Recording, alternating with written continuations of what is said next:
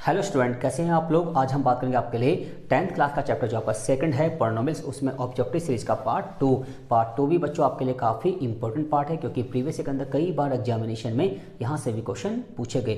तो स्टार्ट करते हैं आपके लिए ऑब्जेक्टिव सीरीज का पार्ट टू में बच्चों बात करेंगे क्वेश्चन नंबर 7 से लेकर क्वेश्चन नंबर 13 तक।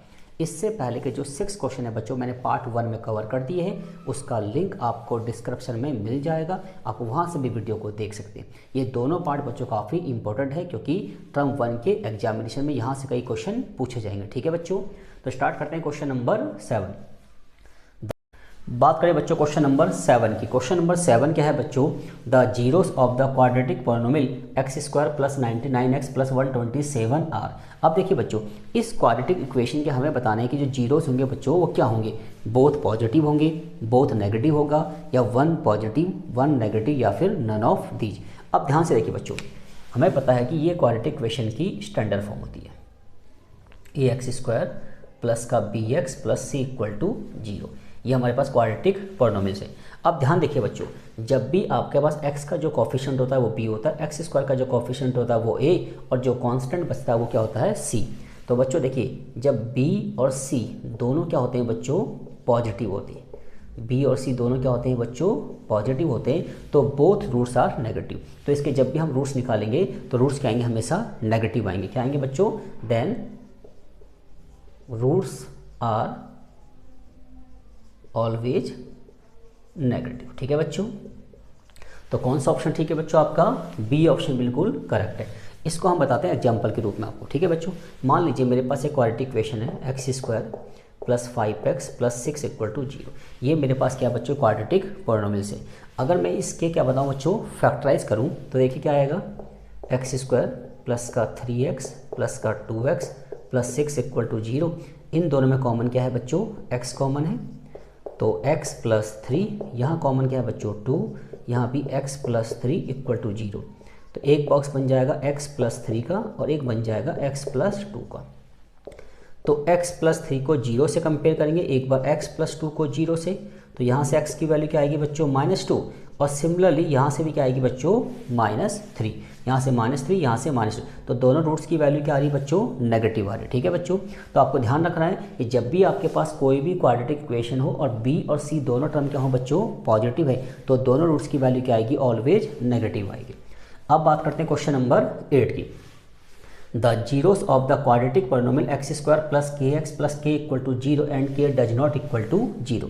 ये भी आपके पास क्या है बच्चों, एक क्वाड्रेटिक इक्वेशन है, और हमें पता करना है कि इसके जो जीरोस होंगे बच्चों वो क्या होंगे, can not both be positive, can not both be negative, are always equal, या नन ऑफ दीज। अब देखिए बच्चों, एग्जाम में ध्यान रखिए, जब भी आपके पास इस टाइप की कंडीशन देगी क्वाड्रेटिक इक्वेशन, और यहाँ पे जो k है ना बच्चों वो एक कांस्टेंट टर्म है, मे बी नेगेटिव भी हो सकता है और पॉजिटिव। तो जब k को लेकर हमारे पास क्या हो जाए बच्चों, डाउट हो जाए, जब k को लेकर क्या हो जाए बच्चों, डाउट हो जाए, उस केस में ध्यान रखिए कि इसके जो रूट्स होते हैं ना वो can not both be positive, वो दोनों पॉजिटिव नहीं हो सकते बच्चों। ठीक है, तो ऑप्शन आपका कौन सा रहेगा, ए ऑप्शन बिल्कुल करेक्ट रहेगा। ध्यान से रखिए बच्चों। अब बात करते हैं क्वेश्चन नंबर 9 की। If the zeros of the quadratic polynomial ax square plus bx plus c and c does not equal to 0 are equal। इस क्वाड्रेटिक इक्वेशन के जो रूट्स हैं ना बच्चों, जो जीरोस है वो इक्वल है, मतलब x की दोनों वैल्यू क्या है बच्चों, सेम है। ठीक है, उस केस में क्या रिलेशन बनेगा, a and c have opposite sign, c and b have opposite sign, c and a have same sign, and c and b have same sign. देखिए बच्चों, जब भी किसी क्वाड्रेटिक इक्वेशन के हम फैक्टराइज करते हैं तो उसके जीरोस निकलते हैं। अगर दोनों के दोनों जीरोस बच्चों क्या हैं, इक्वल है, उस केस में एक बात हमेशा ध्यान रखिए कि c and a have same sign, c और a का जो साइन होगा बच्चों क्या होगा, सेम होगा। इसको मैं आपको प्रैक्टिकल करके दिखाता हूँ बच्चों, ध्यान से देखिए। देखिए बच्चों, मान लीजिए एक्स स्क्वायर प्लस का 10x प्लस 25 इक्वल टू 0। यहाँ पे जो ये a होता है सबको पता है, तो यहाँ पे a कितना है बच्चों आपका 1 है, और b कितना है बच्चों आपका 10 है, और c कितना है बच्चों 25। तो c भी पॉजिटिव है और a भी क्या है बच्चों, पॉजिटिव। अगर मैं अब इसके बच्चों फैक्टराइज करूँ तो x की दोनों वैल्यू क्या आएंगी बच्चों, सेम आएंगी। देखिए एक्स स्क्वायर प्लस का 5x प्लस का 5x प्लस का 25 इक्वल टू 0। यहाँ से x कॉमन है, यहाँ से 5 कॉमन है, ये सबको आता है बच्चों। तो x प्लस 5 इक्वल टू 0। तो x की वैल्यू आ गई -5 और यहाँ से ही बच्चों -5। ठीक है बच्चों, तो आपको बात याद रखनी है कि जब भी आपके पास कोई क्वाड्रेटिक इक्वेशन हो और उसके रूट्स क्या हो बच्चों, इक्वल हो, उस केस में a और c दोनों का साइन क्या होता है बच्चों, सेम होता है। तो कौन सा ऑप्शन ठीक है बच्चों, आपका सी ऑप्शन बिल्कुल करेक्ट है। अब बात करते हैं क्वेश्चन नंबर 10 की। If one of the zeros of a quadratic polynomial ax² plus का bx plus c is the negative of other. ठीक है बच्चों, वो कह रहा है कि if one of the zeros of the quadratic polynomial this is negative of the other. इस क्वाड्रेटिक इक्वेशन का एक जीरोस दूसरे जीरोस का क्या है बच्चों, नेगेटिव है। इट्स मीन्स अगर x की एक वैल्यू +2 है तो दूसरी वैल्यू x की क्या होगी, -2। दो जीरो से निकलते हैं ना बच्चों, एक प्लस में होगा तो एक क्या होगा बच्चों, माइनस में। अगर एक x प्लस में है दूसरा x क्या होगा, माइनस में होगा।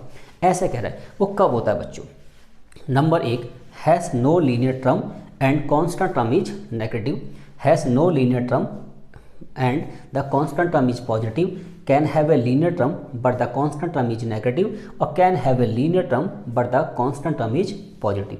ये चार ऑप्शन बहुत अच्छे ऑप्शन है बच्चों, ध्यान से फोकस कीजिए, प्रैक्टिकल समझते हैं। वैसे इसका ऑप्शन क्या होगा बच्चों, ए ऑप्शन होगा। किसी भी क्वाड्रेटिक इक्वेशन के अंदर जब बच्चों लीनियर टर्म नहीं होता और कांस्टेंट टर्म क्या होता है बच्चों, नेगेटिव होता है, तो एक जीरोस दूसरे जीरोस का क्या होता है, ऑलवेज क्या होता है बच्चों, नेगेटिव होता है। इसको हम करके दिखाते हैं एग्जाम्पल के रूप में आपको। ठीक है बच्चों, ध्यान से देखिए, बाकी पेपर के लिए आपको याद रखना है, बट ये हुआ कैसे, एक समझने के लिए मैं आपको एग्जाम्पल दे रहा हूँ। ध्यान से देखिए बच्चों, मान लीजिए मेरे पास ये क्वाड्रेटिक इक्वेशन मान लो ax² plus bx plus c equal to 0। इस क्वाड्रेटिक इक्वेशन में उसने कहा है कि has no linear term, linear term नहीं होना चाहिए। इट्स मीन्स ये वाला टर्म नहीं होना चाहिए बच्चों। होना क्या चाहिए बच्चों, ये दो टर्म होनी चाहिए। ठीक है, और ये जो c होगा बच्चों क्या होगा, हमेशा c, देखो c का मतलब कांस्टेंट टर्म, ये कांस्टेंट टर्म हमेशा क्या होना चाहिए बच्चों, नेगेटिव होना चाहिए। इट्स मीन्स जैसे मैंने कहा आपसे x² - 4 इक्वल टू 0, ये भी क्वाड्रेटिक इक्वेशन है। ठीक है, और c क्या है बच्चों, नेगेटिव है और लीनियर टर्म यहाँ पे नहीं है।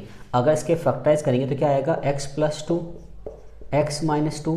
तो देखिए x की वैल्यू यहाँ से -2 आ रही है और यहाँ से क्या आ रही है बच्चों, +2 आ रही है। ठीक है बच्चों, तो इसका मतलब जब भी हमारे पास कोई क्वाड्रेटिक इक्वेशन होती है उसमें लीनियर टर्म नहीं होता है और c क्या होता है बच्चों, आपका नेगेटिव होता है, उस केस में एक जीरोस दूसरे का ऑलवेज क्या होता है बच्चों, नेगेटिव होता है। तो कौन सा ऑप्शन ठीक है बच्चों, आपका ए ऑप्शन बिल्कुल ठीक है।